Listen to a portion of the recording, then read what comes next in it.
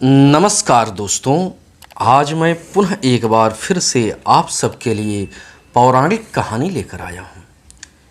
यह पौराणिक कहानी राजा पुरूरवा और देवराज इंद्र की अप्सरा उर्वशी की अनन्य प्रेम कहानी में से एक है।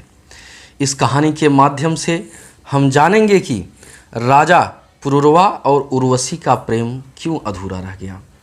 कहानी प्रारंभ होती है देवराज इंद्र के दरबार से। देवराज इंद्र अप्सराओं का नृत्य देख रहे थे। उसी समय देवर्षि नारद जी उनके दरबार में पहुंच जाते हैं। देवराज इंद्र अहंकार भरे स्वर में कहा कि नारद जी, आप तो सभी जगह विचरण करते रहते हैं, यहाँ तक कि राक्षस मनुष्य देवता सभी के दरबार में आप जाते हैं, क्या हमारे जैसा दरबार कहीं सजता है?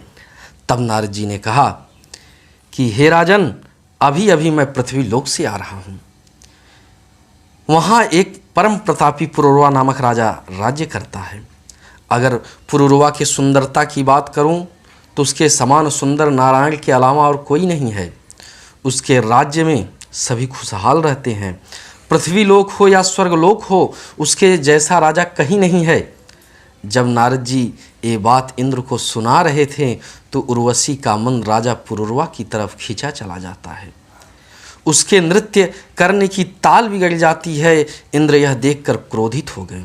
इंद्र ने कहा, अभी तेरा मन पुरूरवा की तरफ आकर्षित हो चुका है, तो कुछ वर्ष के लिए स्वर्गलोक से दूर पृथ्वी लोक पर मानव की तरह जीवन व्यतीत करो। इंद्र के द्वारा ऐसा कहने पर उर्वशी अपने दो मेमने अर्थात भेड़ के बच्चे को लेकर राजा पुरूरवा के राज्य में स्थित जंगल में रहने लगी। एक दिन राजा अपने सैनिकों के साथ जंगल में शिकार खेलने के लिए गए। राजा जब नदी के किनारे पहुँचे तो देखा कि एक बहुत ही सुंदर अंगों वाली स्त्री भेड़ के दो बच्चों के साथ खेल रही थी। राजा उसकी सुंदरता पर भावमुग्ध हो जाते हैं।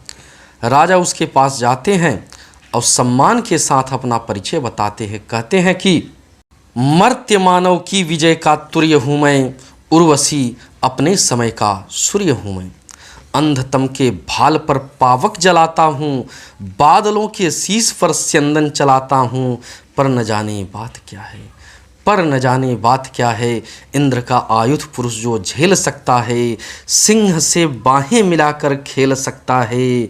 फूल के आगे वही असहाय हो जाता, शक्ति के रहते निरुपाय हो जाता, वृद्ध हो जाता सहज बंकिम नयन के बाण से, जीत लेती रूप सी नारी उसे मुस्कान से।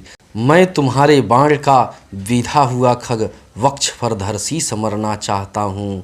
मैं तुम्हारे हाथ का लीला कमल हूँ, प्राण के सर में उतरना चाहता हूँ। राजा पुरूरवा को देखकर उर्वशी भी काम मोहित हो गई और उसने कहा, राजन, मैं स्वर्गलोक की अप्सरा हूँ, मुझे कभी न कभी यहाँ से जाना पड़ेगा, इसलिए मैं हमेशा के लिए आपके पास रहने का वचन नहीं दे सकती। लेकिन हमारी दो शर्त है। पहला, इन दो भेड़ के बच्चों को कोई क्षति नहीं पहुंचनी चाहिए, अर्थात इनकी रक्षा आप करेंगे। दूसरा, सिर्फ रति क्रीड़ा करते समय आप हमारे सामने नग्न रह सकते हैं। इसके अलावा बिना वस्त्र के आप दिखें तो मैं आपको छोड़कर चली जाऊंगी। राजा ने उस शर्त को स्वीकार किया। राजा पुरूरवा और उर्वशी दोनों एक साथ रहने लगे। राजा उर्वशी के प्रेम में इतना आसक्त हो गए कि एक वर्ष कब पूरा हो गया पता ही न चला। इधर देवराज इंद्र अपने दूत को भेजे कि जाओ उर्वशी को स्वर्ग ले आओ। दूत अर्धरात्रि में राजा के दरबार में आते हैं और उर्वशी के भेड़ के बच्चे को चुरा लेते हैं। इधर राजा उर्वशी के साथ प्रेम में निमग्न थे। जब मेमनों ने रोना शुरू किया तो उर्वशी को क्रोध आ गया। उर्वशी ने राजा से कहा, कायर की तरह यहाँ बैठे हो, मेरे बच्चे को चोर चुरा ले गए। राजा यह बात सुनकर तुरंत ही तलवार लेकर रात्रि में दौड़ पड़े। उर्वशी भी राजा के पीछे दौड़ पड़ी। उसी समय बादलों से बिजली चमकी। उर्वशी ने राजा को बिना वस्त्र का देखकर कहा, राजन, मैं जा रही हूँ। इसके बाद उर्वशी इंद्र के दूतों के साथ देवराज इंद्र के दरबार में चली जाती है। इधर राजा उर्वशी के प्रेम में व्याकुल हो भोजन जल राज्य को त्याग कर जंगल में चले गए और विरह में व्याकुल होकर इधर उधर भटकने लगे। 1 वर्ष के बाद उर्वशी पुनः राजा के पास आई और एक बहुत ही सुंदर बालक को दिया। बोली, राजन, यह आपका बालक है। राजन ने बालक को स्वीकार कर लिया और उर्वशी से बोले कि तुम स्वर्गलोक मत जाओ। तब उर्वशी ने कहा, राजन, हम अप्सरा हैं, हमें स्वर्ग में ही रहना है। और बहुत प्रकार से समझाया और कहा, मैं वर्ष में आपके आग्रह पर 1 बार मिलने आऊँगी।